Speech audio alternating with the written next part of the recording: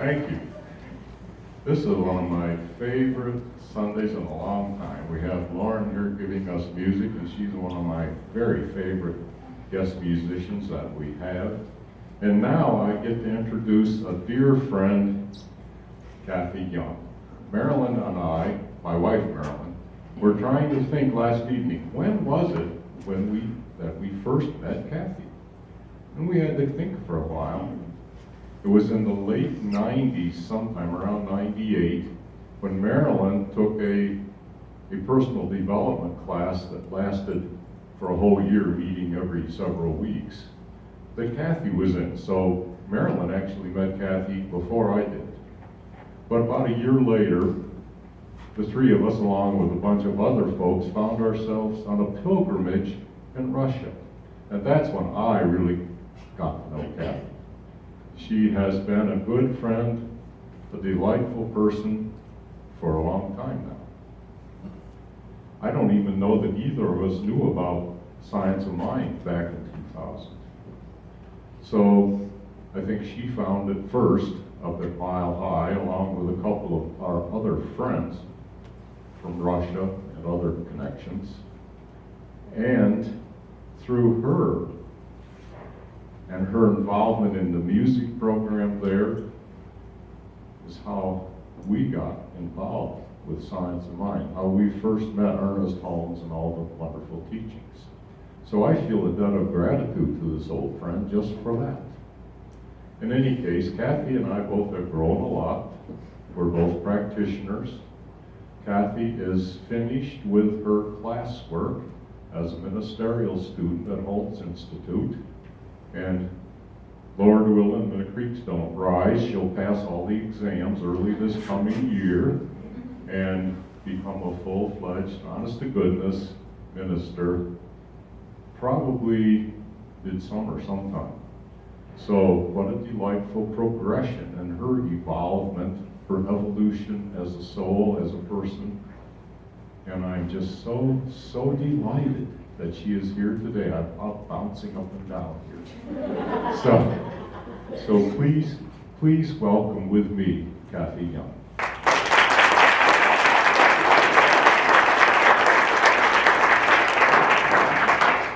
Am I on? Oh, I'm on. So, I love being called an old friend. I do have grandchildren, so that does make me an old friend. And I would just like to say that I would covet all of your prayers for the next 3 months, because I actually am taking comprehensive exams starting in January, and what that means is remembering everything that I've learned over the last 4 years, and remembering an old friend sometimes are counterintuitive to one another, right?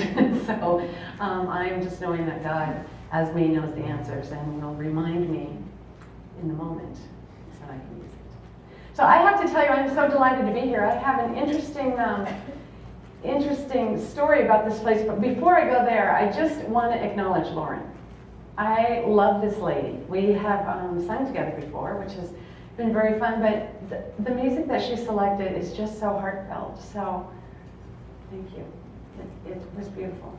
I love the "just be brilliant" line in the last song she sang. We're going to talk about that a little bit.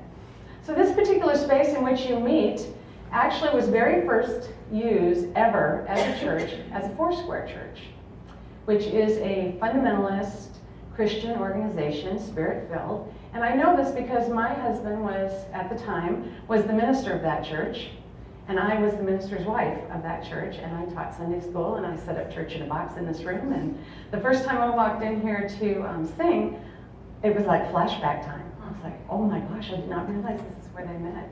So this is kind of a coming home. And as I've gone through school and everything, I've really become aware that my roots in Christianity, I was a part of the Jesus movement, you know, and kind of sang songs and stood on street corners and all that kind of stuff when I was younger, and wore really cool clothes and sang lots of fun things.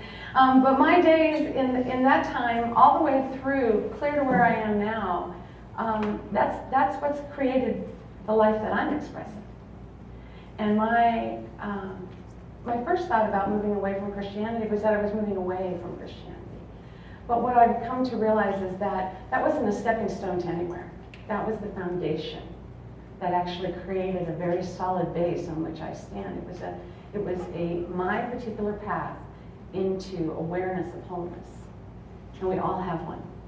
So I'm really honored to be standing back on one of the original stones of that in terms of my expression in a public way here today. I love the title of your series this month, Journey of Light. Marilyn, I just think that's just a beautiful title. I was thinking, isn't that our life experience? We're on a journey of light.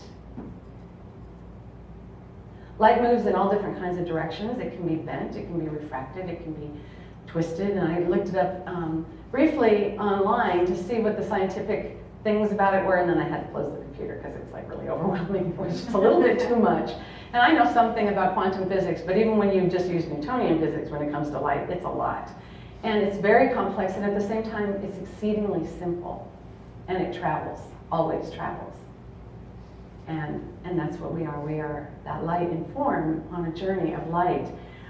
We find light festivals in all kinds of traditions. How many of you knew that today is the beginning of Hanukkah? Good for you. You guys all have cookies after the service. It is. It's the first day of Hanukkah. And Hanukkah was initially a minor holiday in the Jewish tradition. It is not nearly on the scale of Passover and some of the other larger events, but it came from the time when they reclaimed and reconsecrated a temple that had been desecrated by Greek invaders. And they had driven off the invaders, and they came in and recommitted the temple. And what they found was there was only a single vial, a single jar left of sacred oil. And that oil miraculously burned for 8 days. And that's where the 8 days of Hanukkah comes from, and that's the Festival of Light. The candles represent the oil representing that essence, that which is required to illumine, right? And so that's starting today. So we honor our Jewish brothers and sisters in their traditional Festival of Light. There are a whole bunch of others as well. In early October, and October, November, it floats. It's one of those like Easter is, you never know what month it's going to hit in, sort of holidays. There's one called Diwali, and that is a Hindu holiday. That particular one celebrates the triumph of good over evil. It's also a light tradition, and it's important not only to Hindus, but also to Sikhs, to Jains, and also to Buddhists. Now, Buddhists have a holiday, a light holiday, that actually just happened yesterday in most countries. Most countries, they celebrate it, Japan being the leading one that said that. They celebrate it on December 8th. And it is called Bodhi Day. And it's called something else in Japanese, and I tried very hard to learn how to say it right and decided not to go there.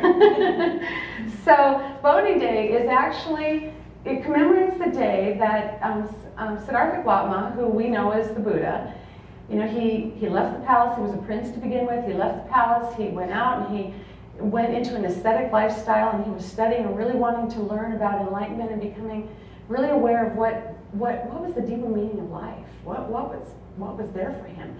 And he studied and he did all kinds of meditative and spiritual practices and disciplines, and he wasn't finding it. He didn't find it for himself, and he was quite frustrated by that. I'm sure this is projection since we don't really know how he felt, but I'm guessing he was pretty frustrated about that.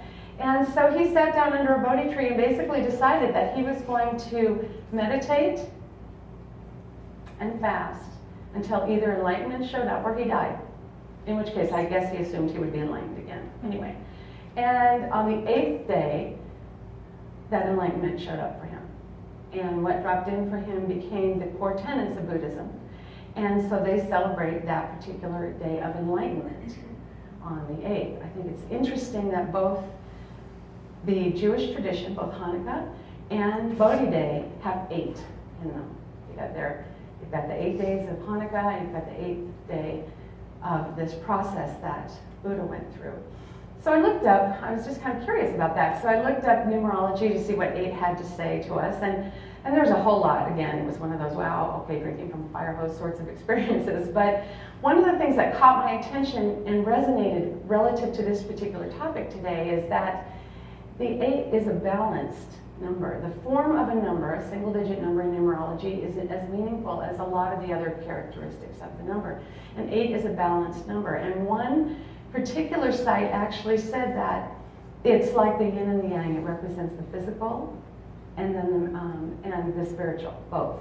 And then the other thing they said was that in its perfect form, an 8 actually represents as much spirituality as it does materialism. As much materialism as it does spirituality. There's kind of that perfect balance. I thought that was fascinating in the context of, in the Hebrew tradition, you've got the oil there wasn't supposedly enough, and yet there was plenty. In both the spiritual truth of we are limitless, we live in a limitless universe, and in the manifest truth of it lasted the time period they wanted it to last, right? Same in the Enlightenment. There was not enough. You sat down under the tree because it wasn't working. Have you ever felt like things aren't working? Sat down under the tree because it wasn't working, and then found that there was more than enough, always. Physical and spiritual. Moving on, of course, to the festivals of light, we have Christmas coming up. Anybody not aware of that fact? Right, it's kind of hard in this culture not to be aware of Christmas. It's actually become almost a larger a secular holiday than a spiritual remembering. But basically, regardless of where you fall on the ends of the spectrum of Christianity, from literalism clear up into very open, esoteric sorts of recognizing of the Christ consciousness within, the celebration is about the birth of Christ, and not just the human birth of Christ, but the birth of something new within all of us. That light that came. Jesus was said to be the light of the world. And we still recognize that that's true. The Christ consciousness within each and all of us is the light of the world. Jesus came here to be the great example, not the great exception. I love that. Ernest Holmes said that. And that is so true. It's so expansive. Greater things than I do, you will do. You have faith as a grain of mustard seed. We all know these sorts of things if we had any kind of Bible background. And when you hear them in the context of, wow, that was a teaching for me to remember who I am, not a teaching for me to remember that I'm not that, it's incredibly empowering. That's what light does. It expands and illumines.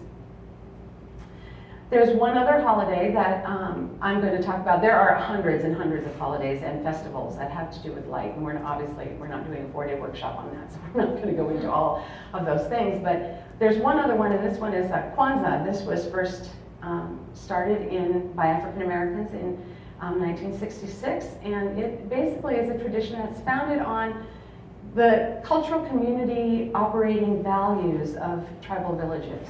And it's been celebrated from December 26th through January 1st every year since. And it's very much like Hanukkah in that it is an ethnically supportive and expressive sort of a holiday. And those principles that it's based on are things like unity and self-determination and cooperative economics, purpose, creativity, that sort of thing. So they're kind of outward facing. And they're kind of how you reflect out into the community. And in reading that one, I was thinking about, wow, it really is kind of, that one's about, how do you show up in the world?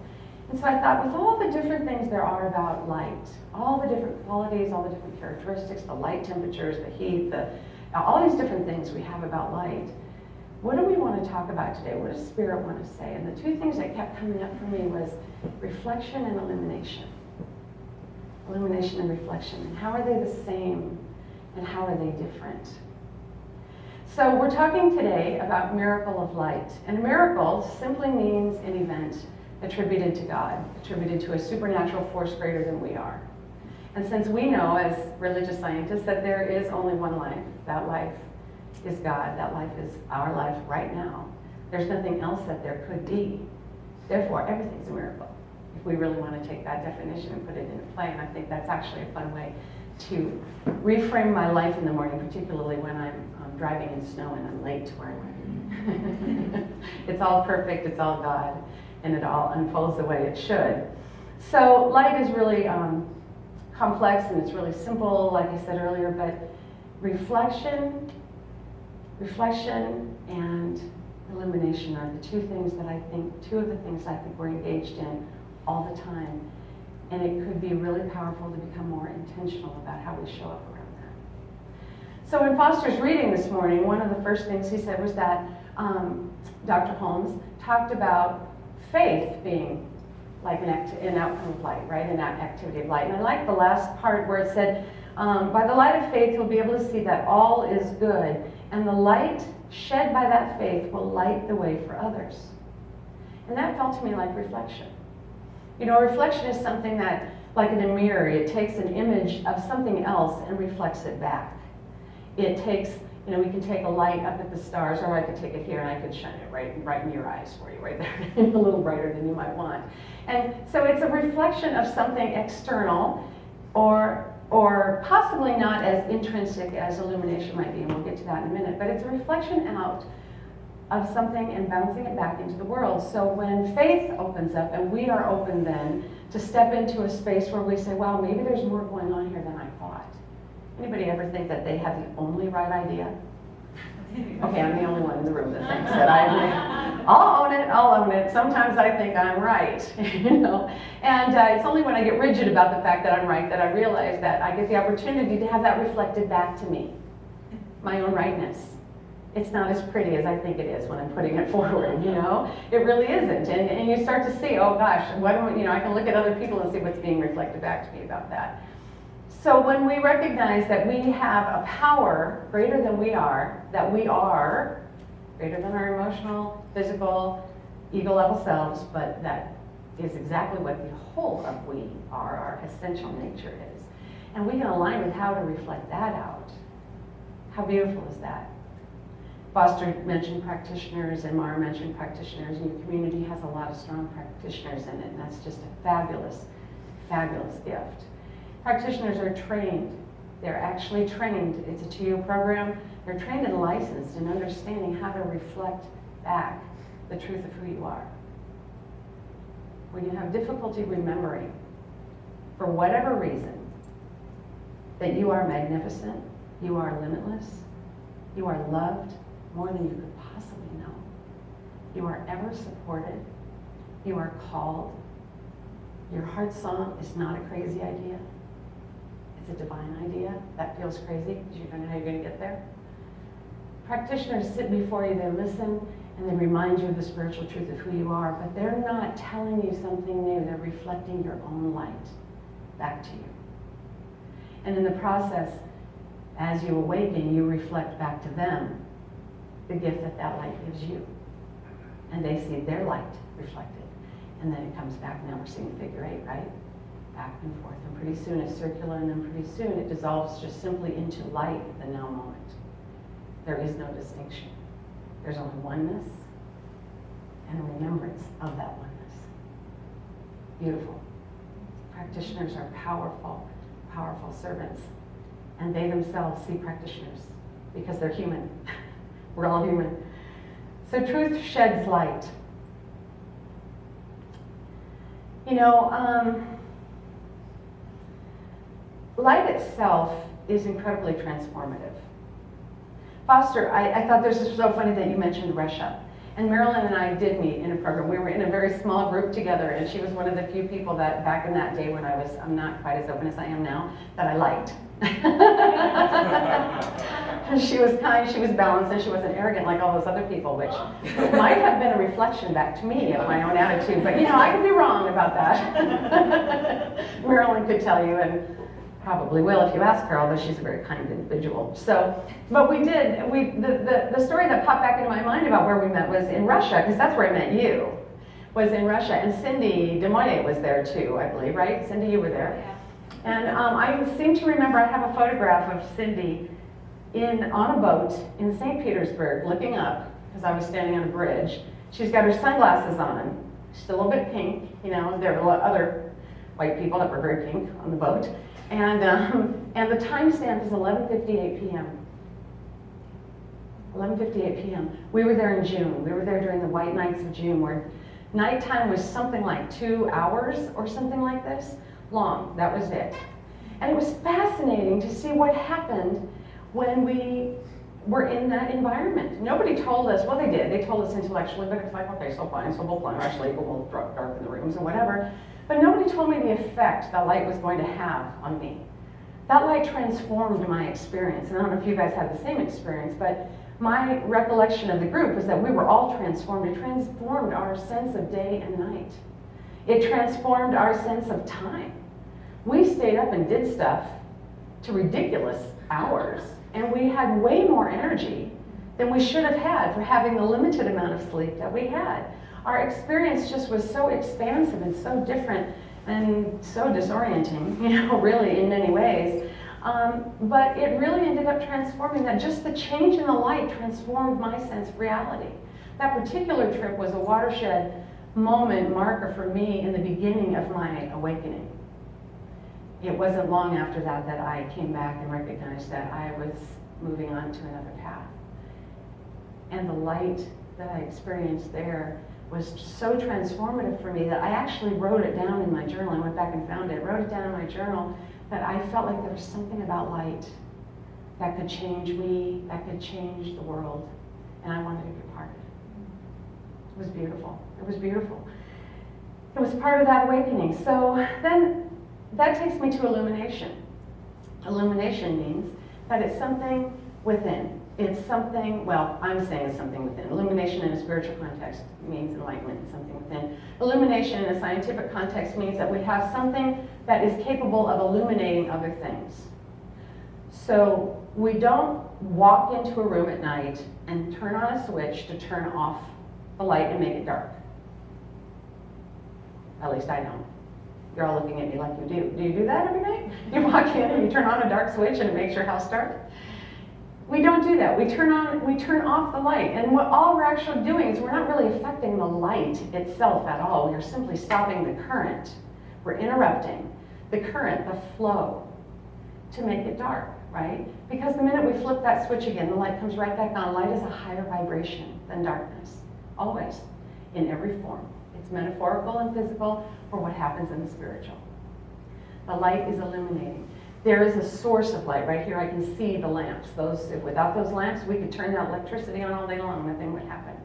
I just took a ceiling fan down out of my bedroom, had a hanging light in it. I walk into the room. I've done this 4 days in a row now. You'd think I would learn. I walk in, turn on the light, and it's still freaking dark in there. I'm like, oh yeah, I turned, it's like I forget that I turned, but without it there, that electricity is flowing up to the now, closed off wires. But I'm not getting the benefit of that light. It's been interesting that has happened while I was thinking about this particular subject. Because what I'm finding is I'm noticing all the areas in my life where I choose to turn off the light, where I choose to dim the light. When we dim a light in the physical, we're actually using a rheostat or a resistor. We're resisting the current and choosing a different volume and velocity of light. How often do we do that in our own lives? More to the point, how often do we do it consciously? Or how frequently are we actually being run by old patterns? Old stories, someone else's message that we've made our own. You're not enough. Don't be too big. Be careful what you wish for. Who do you think you are? Dim, dim, dim, dim, dim. In the Christian Bible it says a city set on a hill cannot be hidden. We can pretend that we're not going to let our light shine. I got news for you. It seeps out. Just kind of seeps out. I have a friend who, when she was in kindergarten, she used to get mad at her teacher, and she would do this. I'm going to use you as an example. She'd cover her eyes and go. And then be very confused about why she was in trouble. Because to her, and we do that. That's what it's like when we try and dim our light too far. We sit there and go, you don't see me. And everyone's going, I totally see you. Why are you acting like that? That's so not who you are. At your core essence. We are one source. We are that light in form. We are magnificent. We are part and parcel of all that is. We are not the whole of God, but we are wholly God. What would happen if we would accept that? How would that change how we show up? We're in a time of light right now. I'm going to take a drink of water, sorry. I've been getting over up. I didn't want to put this mic too close because if I had to do that, I was afraid you'd hear this swallowing, which is very human, actually, and not exactly what I wanted to do. Because of this intrinsic light, just being is transformative. What if we were to accept or even try and understand that just being is transformative? Could you believe the idea that just by walking into a room, you make a difference? Just by walking into a room, you have the capacity to affect the quality of the energy in that space. Just because you're present, you shift things. If you are God in form, there's nothing else that you need to do but show up and allow. What if we truly accepted our light? There was a little boy that was overheard praying, and he was praying, "Oh God, please make me a good boy, please make me a good boy, please make me a good boy." And if you can't make me a good boy, that's okay, because I kind of like myself the way I am. Oneness and acceptance. Just because others say we're wrong doesn't mean we are. No. It means they don't like it, which they don't have to. It's never an either or. We're always reflecting and illuminating. We're always able to resist, and we're always able to allow. It's completely our choice. We're always a choice. And we are, as Foster said in the last reading, all is God. We are that light. We are the light we've been waiting for. We're it. So that brings me to just a couple of key questions. The source of all being isn't limited in any way. That's the spiritual truth of that. Our physical reality is that we choose how much we engage with that limitless energy, and sometimes our experience is less than we mean, less than we want, less than we desire, and it's because our focus is actually on dimming that light. We're resisting what is, right? What if we changed the story? We wrote it. What if we changed it? What if we just made room for the possibility that something else could happen? That we're more than we think we are, that we're not as limited as we think we are. Spiritual truth is that we're the light. And right now, in this time of year, there are so many people on the planet in the collective consciousness focused on light. What if we were to step into that in an intentional and conscious way and let our light shine, contribute to that, be an example to others about letting their own light shine and contributing to the light on the planet? What would change if you were to align with that truth for you? And God's immeasurable and limitless. What if just showing your light is plenty? What if that's all you had to do is show up? It doesn't have to be hard. Sometimes I think our quest for enlightenment actually gets in the way because we're more focused on the quest and the lack than we are on the fact that we're already there. So I just want to leave you with this. You, and you, and you, and you, and you, and you, and I, and we, all collectively, are the light of the world. There's nothing we're missing and nothing else we're looking for. We reflect and we illuminate consciously and constantly and unconsciously. What if we were to make it more intentional? We can learn how to do that daily. We're powerful and we're power-filled. And we're always a choice. So you are a miracle of light. What would happen if you let your authentic self shine? God as you is only expressing as you. I can't be you. Reverend Marilyn can't be you. Foster can't be you. Mara can't be you. Your spouse can't be you. Only you can be you. If you're here, you're essential. We need you. Let's just take a deep breath and move into prayer.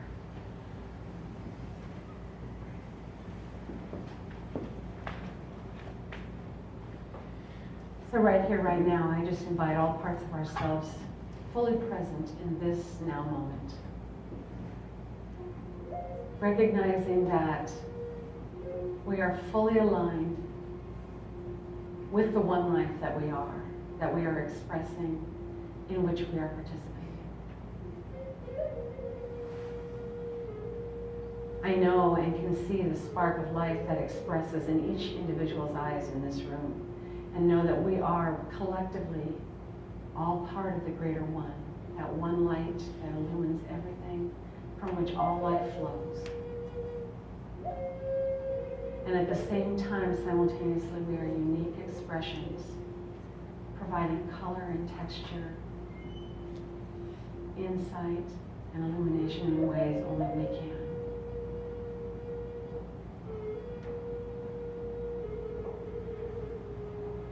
So right now, standing on the spiritual truth of that inexorable oneness, I know that our inner beings, our inner essence, that deepest part of us that is in no way confused about who we are, why we're here, and what kind of joyous life experience we can have. That voice within is what we choose to attune ourselves to, and that is the loudest voice we hear. I activate that deep remembering of who we are in myself and in all here, simply by raising awareness to it. We are the light of the world.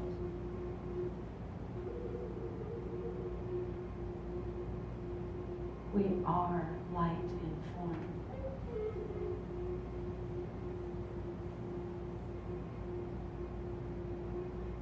And standing in deep gratitude and thanksgiving that the answer to any question lies within the very question itself, just as the entire oak lies within the seed. I know that however we are meant to express our light, we are guided, we are supported, and there is great joy that comes from that.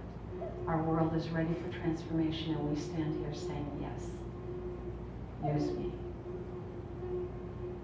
I say yes. And so we just anchor that together by saying, and so it is.